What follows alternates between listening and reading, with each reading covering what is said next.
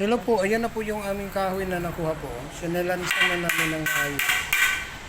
Ayun, mga kondon, binunutan na ng pako. Yun yung mga maiksi ko. Yun. Tapos ito na lang ang kasi maraming ano. Pwede pa magamit namin. Ayun. Ayun po. Meron pa po kaming tatanggalin dito sa may... Dito po, marami pang kahoy dito na tatanggalin namin. Kaya talagang magamit pa namin to sa pagpupurma. Yun.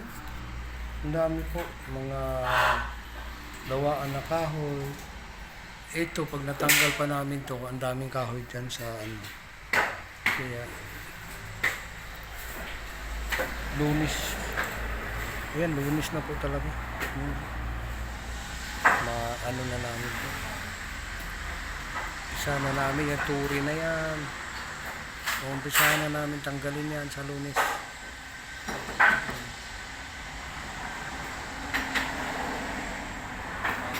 Ito po yung kanyang CR. Siguro ito iwan na muna namin para magamit pa namin.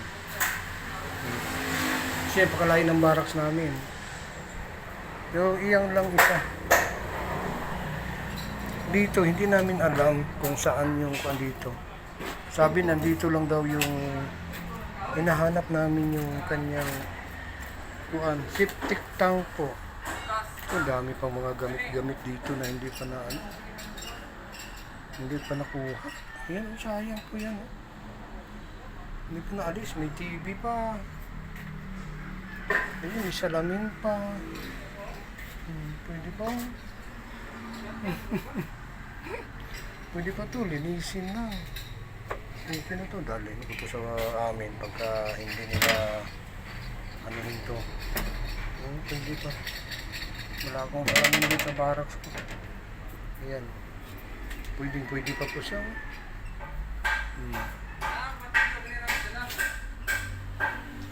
Thank you po mga kapatid, sana subaybayan niyo po yung aming page para ma-update po kayo, ma-update namin kayo kung ano-ano na yung mga kayarian sa kapilyang ito. No po. Thank you for watching po. Maraming salamat.